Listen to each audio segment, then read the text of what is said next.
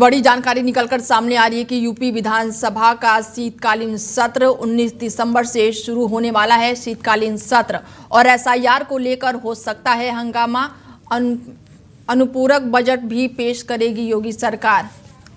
बड़ी जानकारी आपको दे दें कि उत्तर प्रदेश विधानमंडल के दोनों सदनों का शीतकालीन सत्र 19 दिसंबर से शुरू होने वाला है और राज्यपाल आनंदीबेन पटेल ने इसकी मंजूरी दे दी है। और इसके साथ ही विधानसभा के प्रमुख सचिव प्रदीप कुमार दुबे और विधान परिषद के प्रमुख सचिव डॉक्टर राजेश सिंह ने अधिसूचना जारी कर दी है। यूपी मंत्रिमंडल में पिछले दिनों विधानमंडल सत्र को 19 दिसंबर से आहूत करने का निर्णय लिया गया था, जिसके बाद से राज्यपाल ने स्वीकृति दे दी है। अधिसूचना के अनुसार राज्यपाल ने दोनों सदनों को 19 दिसंबर को सुबह 11 बजे के लिए आहूत किया है और अभी तक सत्र का तारीख के हिस्से से विस्तृत कार्यक्रम जारी नहीं किया गया है। लेकिन खबरों की माने तो ये सत्र 24 दिसंबर तक चलेगा, जिसमें कुल 6 कैलेंडर दिन शामिल होंगे। हालांकि 21 दिसंबर को रविवार होने से अवकाश होगा, जिससे प्रभावित कार्य दिवस जो है वो केवल 4 या 5 दिन का ही रह जाएगा। और इससे छोटा लेकिन महत्वपूर्ण सत्र में योगी आदित्यनाथ सरकार वित्तीय साल 2025 और 26 का पहला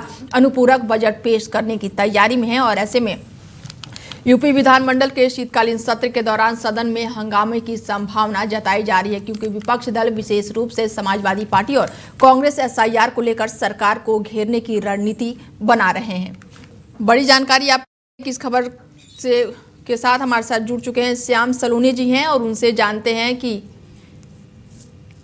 क्या कुछ अपडेट है, क्योंकि शीतकालीन सत्र यूपी का चलने वाला है और ऐसे में एसआईआर को लेकर जो विपक्ष में लगातार एसआईआर को लेकर हंगामा देखने को मिलेगा। हालांकि दिल्ली में भी सत्र चल रहा है, वहां पर भी एसआईआर को लेकर लगातार हंगामा देखने को मिल रहा है। और अब यूपी के शीतकालीन सत्र में भी कहा जा रहा है कि समाजवादी पार्टी और कांग्रेस जो है वो एसआईआर को लेकर सरकार को घेरने की तैयारी में है। किस तरीके से देख रहे हैं आप इसको?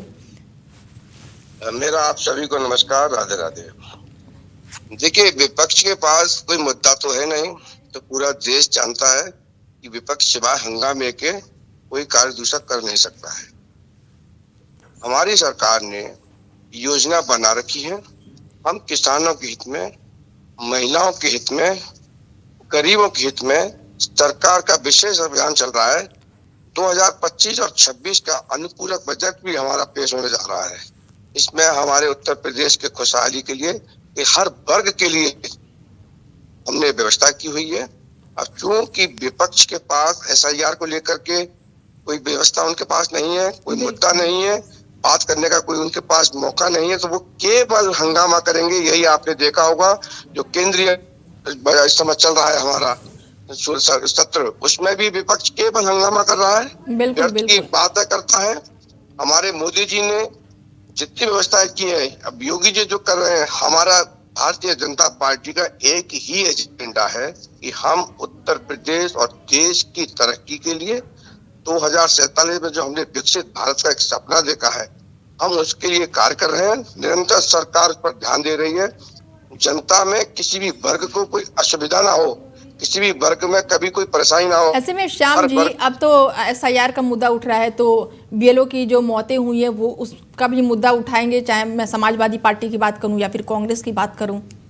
देखिए, किसी की भी मृत्यु होती है उस पर सरकार बड़ा संवेदनशील है, तो प्रकट करती है। ऐसा नहीं है कि सरकार किसी के प्रति नहीं है, लेकिन बीएलओ की मृत्यु को इनसे जोड़ देना कि इन पर दबाव है, ये सब विपक्ष की चाल है। इसमें कहीं कोई सरकार का दबाव नहीं है।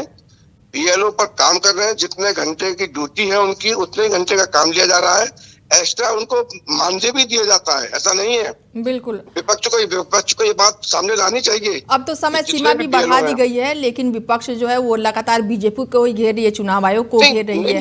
देखिए, मैं आपको बताऊं, विपक्ष के पास रियल में कोई मुद्दा है नहीं। जनता देख रही है, जनता समझ रही है। आप जब कब कहीं पर भी, ज्यादातर चौराहों पर आप किसी पान वाले पर खड़े हो जाइए, किसी हलवाई की दुकान पर हो जाइए, चर्चाएं जब होती हैं, आम आदमी आज चर्चाओं में रहता है, राजनीति को समझ रहा है। वो ये बात कहता है कि विपक्ष के पास कोई मौका नहीं है।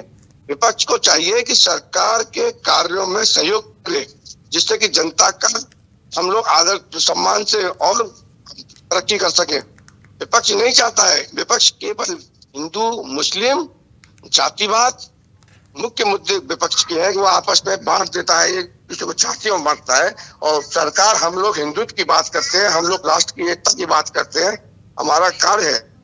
इन चीजों पर सरकार ध्यान दे रही है। हमको अपने राष्ट्र की तरक्की करनी है। प्रोग्रेस कैसे होगी, सरकार निरंतर उस पर कार्य कर रही है। इसी की निरंतरता से, सरकार की प्रकृति से विपक्ष, चाहे वो केंद्रीय नेतृत्व का हो विपक्ष का, चाहे वो उत्तर प्रदेश में हो, ऐसे में योगी सरकार का जो अनुपूरक बजट है वो कितना खास होने वाला है, श्याम जी?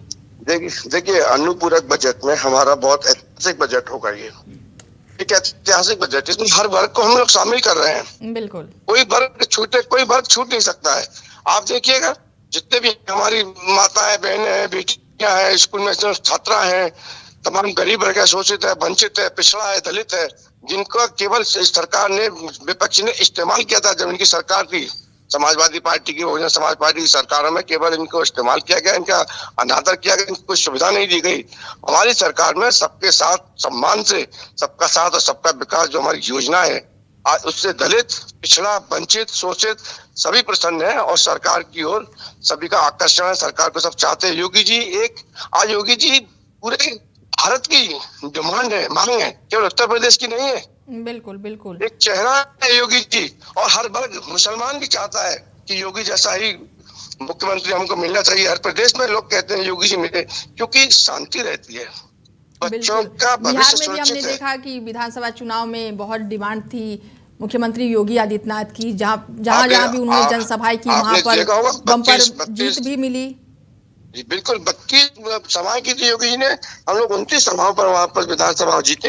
योगी जी का एक प्रभाव है, योगी जी सर्व समाज के लिए करते हैं, संत हैं, का कार्य होता है मानवता में प्रेम भाव लाना, सबके लिए जिसके कार्य करना, वो योगी जी में है।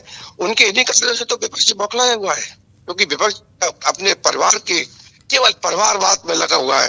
योगी जी का 20 करोड़ से 25 करोड़ उत्तर प्रदेश का निवासी परिवार है, उनका अपना ये परिवार है, इस परिवार के लिए चिंतित रहते हैं।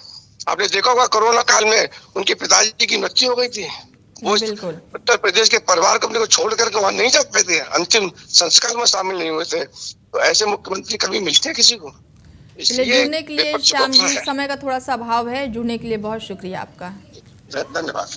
19 दिसंबर से संसद का शीतकालीन सत्र शुरू होने वाला है और ऐसे में एसआईआर को लेकर जमकर हंगामा देखने को मिलेगा। बड़ी जानकारी आपको दे दें कि यूपी विधानसभा का शीतकालीन सत्र 19 दिसंबर से चालू होने वाला है और ऐसे में विपक्ष जो है वो पूरे एसआईआर को लेकर पूरी तरह से तैयारियों में जुटा हुआ है।